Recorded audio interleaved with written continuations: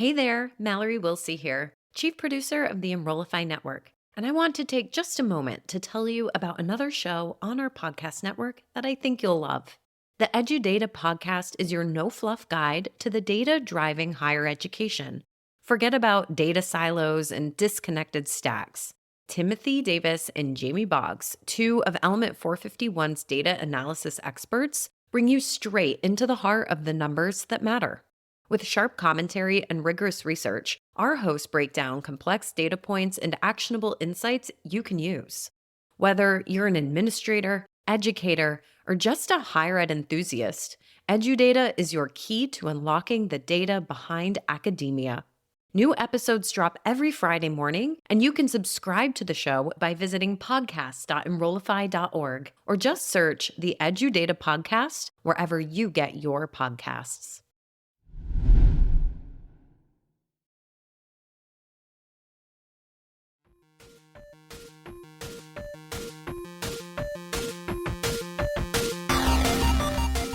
Welcome to the Higher Ed Geek Podcast, where each week we explore the impact of EdTech on the student experience with engaging, fun, and relevant conversations that honor the wide range of work happening all across the higher ed ecosystem. I'm your host, Dustin Ramsdell. I've been working in and around higher ed for the past decade focused on student support and digital experiences. Join me every week for discussions with some of the best minds in education technology. The Higher Ed Geek Podcast is a part of the Enrollify Podcast Network, a robust collection of shows designed to help higher education professionals like you grow.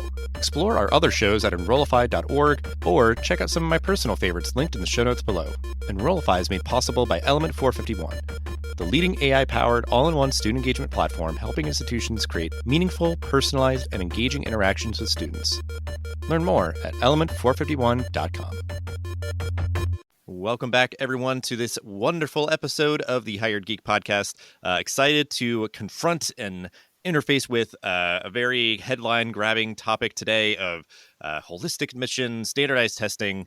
I feel like these are, when these sort of like terms, I feel like pop up in the headlines and everybody's talking about them, there's obviously a lot of nuance and complexity around, what exactly they mean and sort of the relevancy and impact on higher education. So I felt like it was a good time. We're recording this just to place us in time and space. Mid-April 2024, it's a lot of stuff is happening from all angles on these topics here. So just make sure folks know kind of the perspective we're taking, because I think we'll look back at what has been happening and kind of where we see things going in the near future here. But Sarah, if you want to briefly introduce yourself and your professional background, then we'll talk a little bit more about the work that you and your team are doing there at ETS, and then about the topic at hand. Thank you, Dustin, and thanks for having me today. My name is Sara Haviland. I am a senior measurement scientist at ETS. I hold a Ph.D. in sociology. So I'm what you would consider a work and organizations sociologist. Also have specialization in kind of life course and how people develop over time, in their lives and education. I also hold a BA in social theory and ethics from a very small liberal arts university. So I have kind of the gamut of experience. So I tend to take a multi-level approach to my work. I look at institutions, organizations, individuals, and have a strong equity focus. So while my work has evolved over the years, the through line is I want to help people advance into better jobs and better lives. Before I joined ETS, I was at the Rutgers Education and Employment Research Center. And through over time, I've done a lot of work on improving college completion, getting people on college training pathways, helping them complete education and succeed. We share Rutgers connections, where I went to grad school for my Master's of Education. And just as like a brief little anecdote and joke, I guess, is that like I grew up in Delaware, went to University of Delaware. Jersey was like a punchline because a lot of students come from Jersey to there. And just by like the nature, because like the program and everything, like it just kind of like the fact that it was in Jersey, I was like, whatever. But then like fell in love with the state and like the institution and met my future wife. That like it is now a like core part of my like life story. And it's just funny thinking back, like it was like such a punchline. But yeah, I know they do amazing work with a lot of the research and things at different centers. And I think anchoring this topic around those sort of things around like pathways and just sort of like how are students getting into which programs, or how are we just sort of enabling better access? I feel like with something like this, there's sometimes kind of the principled stances about, what higher ed is supposed to be or should be, or, all that. But I think Yeah, excited. I guess this just to get your perspective, one, just sort of like the research base, just sort of your professional perspective. But before we get too ahead of ourselves, you just want to explain a bit about the work that ETS does, and maybe just specifically like you and your team, the work that they do there. Yes, and I will say too, I have a child at Rutgers right now, so I fully buy into the whole program. I joined ETS in 2019, so really right before the world kind of went sideways on everybody, right? At ETS, I've continued to focus on education to career pathways. As a scientist, currently I work at the ETS Research Institute, and that is a name we just unveiled last week, actually, as part of our reinvigorated brand here. So our work is aimed at advancing measurement science to power human progress. So, some of the things that the larger group at ETS Research is doing is thinking about personalization of assessment, innovating interactive digital assessments, measuring what matters most, and really thinking about paving the way for ethical and responsible use of AI in assessment. But we're also really interested in generating critical data and insights for policy and practice. And so I work in the policy group. I lead a team that looks at higher ed admissions. And we are really interested in this moment on higher ed admissions because we really are in this historical moment as many of us are sick of living through history. I would certainly love to live in boring times again at some point. But in 2020, as I alluded to, obviously with the COVID pandemic, we saw, all of society changed for at least briefly. And in higher ed, we saw this rise of test optional admissions that kind of really happened almost like you flipped a switch. Even though there had been some kind of smaller move toward that, we saw it really shift all at once, and ahead of research. And we also saw a lot of other changes in society too. We saw kind of the racial reckoning of 2020 and kind of increasing awareness about diversity issues and equity issues. That was also followed this year by the removal of affirmative action from the toolkit of how we might achieve that. We see the rise of AI as something that's affecting admissions. So we're in this historical moment where there's a lot of change happening on this system. And in this change, we think there's also a lot of opportunity to really step back and take a breath and figure out what happens next now that we're kind of in a moment where maybe we can go beyond reacting.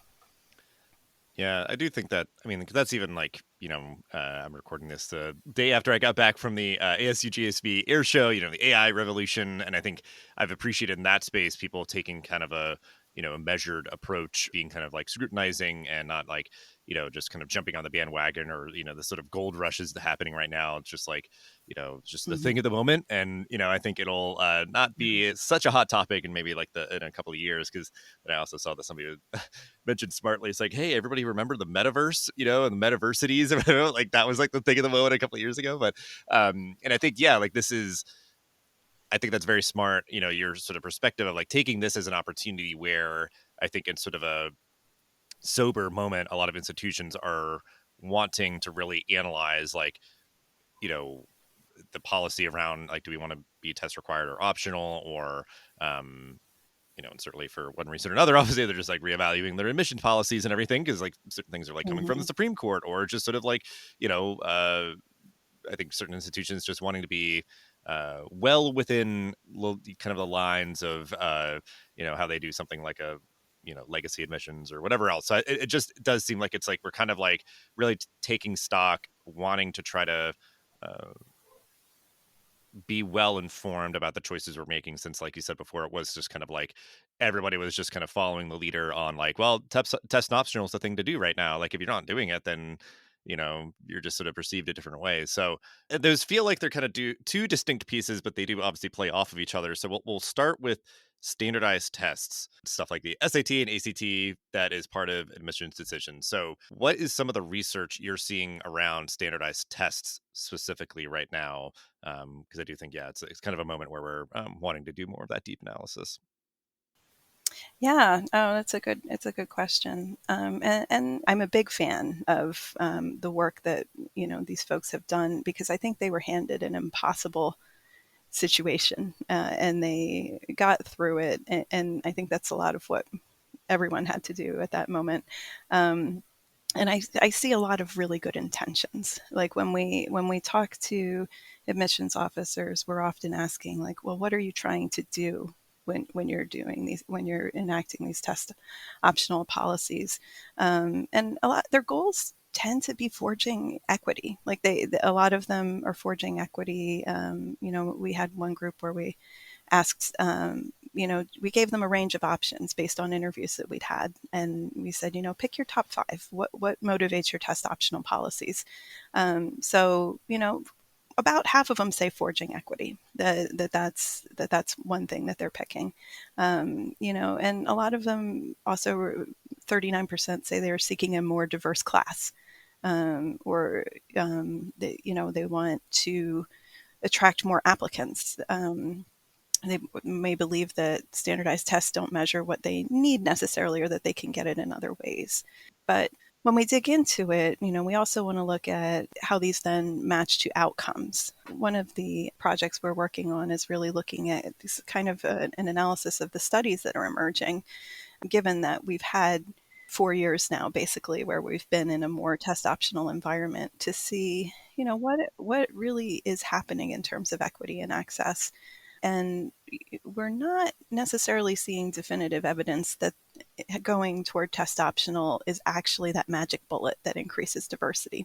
And sometimes it varies based on the type of institution, whether it will be helpful, kind of where they started. Were you already pretty diverse to begin with? Is that, if that's going to be helpful? We're not seeing like a slam dunk case for that really kind of making that movement. And I think that's part of why we're seeing schools like Dartmouth, which they were really nice in showing their work and kind of explaining what went into that decision to return to testing. But, that they were seeing that kind of this confusion about whether to submit or not was potentially harming applicants who would have been accepted, or whose score would have been viewed favorably if they had submitted it but were not submitting. We're seeing varied results on that, but we're continuing to monitor it, because obviously, some of that, when we think in terms of higher ed, we're looking at 4 to 6 years before we can really see impacts strongly. Yeah, like I think that's like the other like idea of like these trends that happen, and it kind of is just sort of like everybody's doing it, but they probably couldn't tell you like exactly why. Like they could say like, well, our goal is to be a more accessible and equitable campus, but it's like, yeah, that idea of like, well, just flipping that switch and saying like, well, submit it if you want to, like, yeah, it ends up creating ambiguity, it creates confusion, and it's like you'd have to like market a lot around that or something, maybe, to like really, it's like, wow, like I would not have applied here, unless they were test optional. And that, is like bringing in a bunch of, uh, prospective students that you just like would not have been accessible to otherwise. From my point of view, it's like maybe we just stick with test optional, where it's like submit it if you want to, but just be more clear about like, like you were saying, like if it could be valuable to you, like it's not a detriment if you don't, but it could be a value to you if you do, or something like, and just be more clear with that kind of stuff. But and like you said, there are a lot of institutions that are returning to test required policies. I guess, just, are you seeing this in particular, or just other things that are affecting like admissions policies right now? Because it doesn't seem like there's like necessarily, and maybe there are just more institutions that aren't like grabbing headlines, but like I don't know if there is like a groundswell of returning to test required, or this enabled a lot more institutions to be test optional. They'll probably just stay that way, or there's certainly a lot of other bigger fish to fry when it comes to admissions policies. Like people are like, we don't have time for this. We're not going to make another change right now. Like, so how do you see just sort of like the admissions policies shaking out? Like, is this something that's kind of a primary factor or kind of driver of change right now? Um, it's a little bit early to tell at this moment, I'll say, and it's funny after 4 years to say that. But if we're thinking about kind of the longer range trends here, so one of the factors that was cited after all those, out of the beliefs that that they want to forge equity, they want to have a more diverse class, then folks tell us about their peer institutions. and that they're responding to what their students are seeing and or their potential students are seeing. So I'm test optional because the other institutions I see in my network are test optional, and I feel like that would give me a competitive disadvantage if I went to test required or test free, because some schools also say like some students want to submit the test, that students have the test and they want to give you the score, and so they will take it in that instance. Test optional is kind of seen as the best of both worlds. As a researcher myself, I have some concerns about ambiguity in admissions and who that harms the most. And when we have students who have kind of the least guidance, potentially if they're first generation students, if they're students who don't have a lot of connection to higher education, they have to make decisions without a strong information, by a strong information resources. So, introducing ambiguity is always concerning. I think it's something we have to keep monitoring. I think, though, again, returning though to the peer institutions, now that we're seeing some of the standard bearers, some of what people consider the Ivy Plus institutions that are shifting back toward test required, I don't necessarily have a crystal ball, but I think because of the role that we've seen with the peer institutions, the peer influence, we may see other schools in the coming years begin to evolve back toward that as well.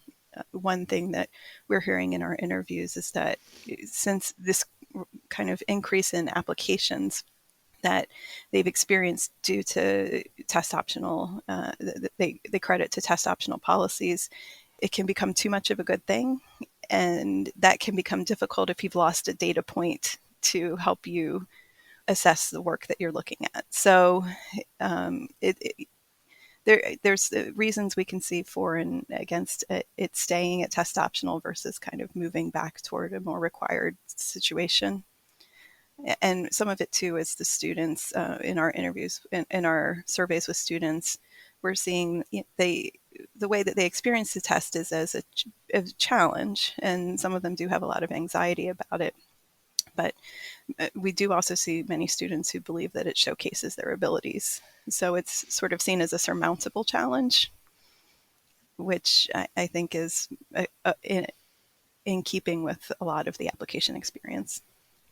Yeah, like on both sides, it it is what it is. Like it's a tool, like to showcase yourself and to Right. evaluate prospective students and everything. And and I think it could even be that idea of like it's one of the better measures that we have to do that sort of evaluation, and maybe we try to make test prep or this or that the other thing more accessible to more people so that they are the best Sure. position to showcase themselves and the best light and all that. So and I guess just to make sure I don't like kind of brush over this too much, because I think there's the idea of holistic admissions as sort of a concept or a Mhm. policy.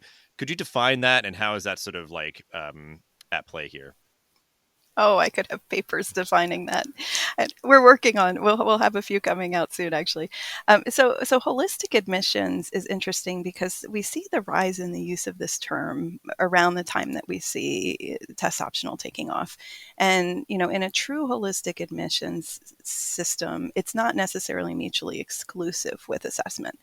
But so there's a few different ways that holistic can be approached. But we do see a lot of variation in how it's practiced and defined. So we do ask admissions officers to define it and explain their practices. Typically, what they tell us is they're using multiple sources of evidence.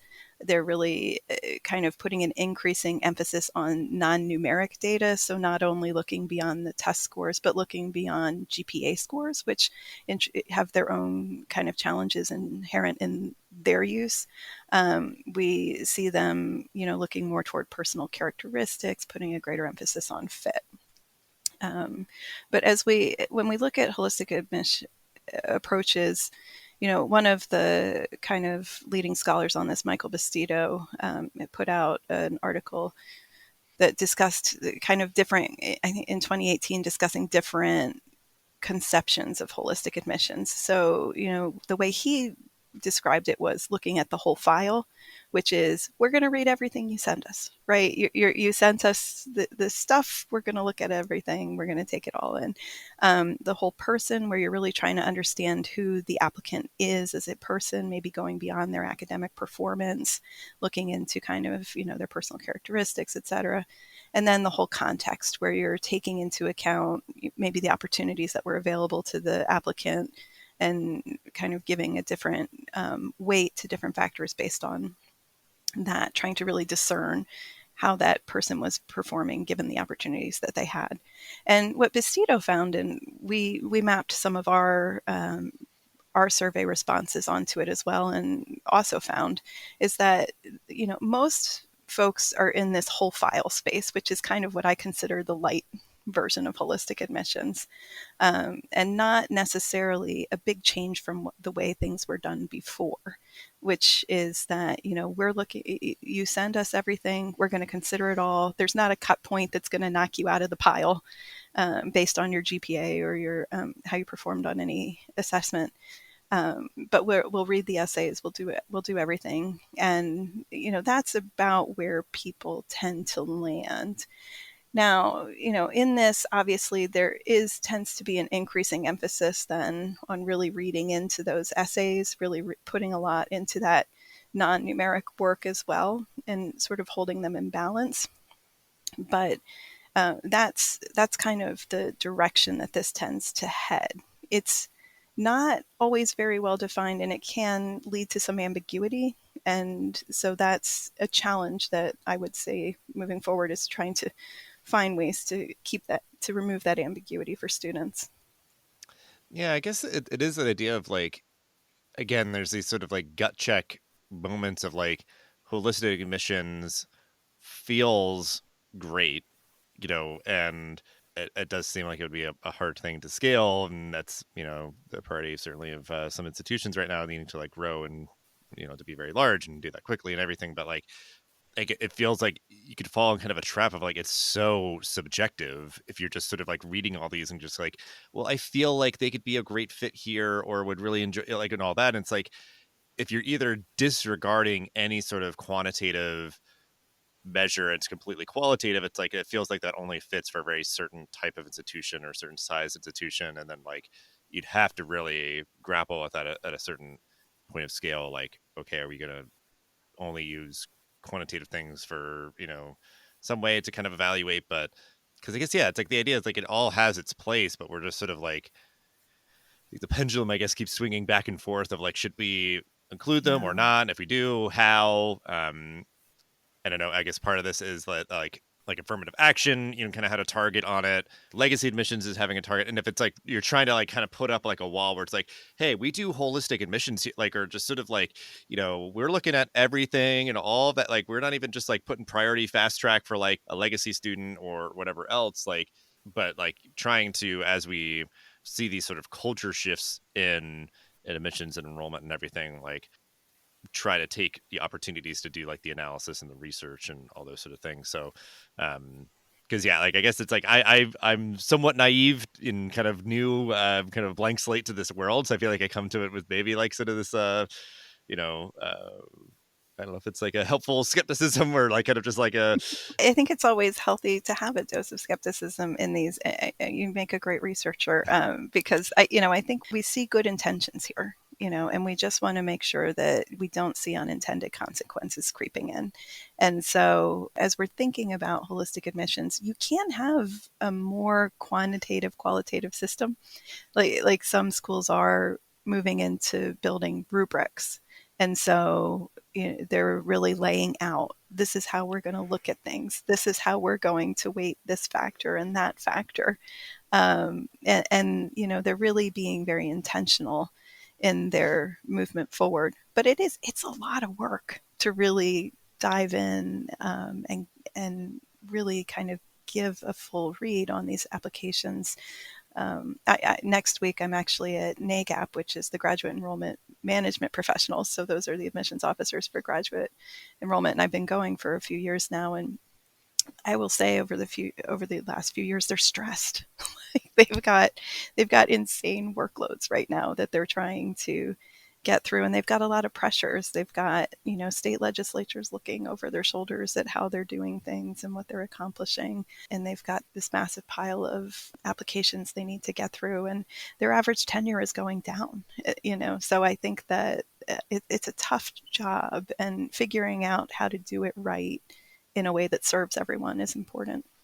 I feel like it's a whole other episode with just that idea of like, that's where I think like the temptation of like AI comes in. It's like, oh my God, I have all these applications I need to analyze. Like if I could just build something that just could automate and do it all for me or whatever. And it is kind of funny though, because like I'm definitely like a middle of the road with AI. I'm not like we shouldn't have it, get rid of it. I'm not like just blindly sort of excited about it either.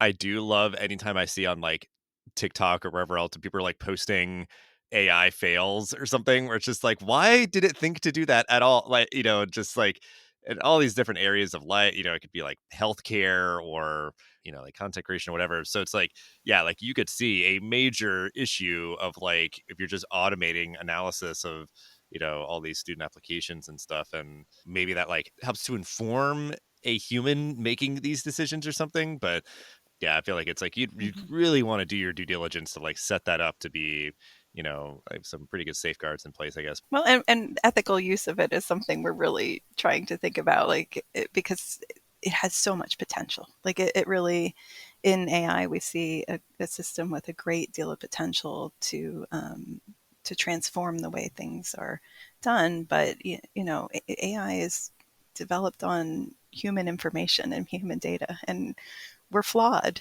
We need to make sure that the system is fair and ethical as we're building it forward. So yes, I definitely see where the temptation is, but I also see where, we really need to be diligent and make sure that we're keeping evidence basis, really front and center as we move forward with that.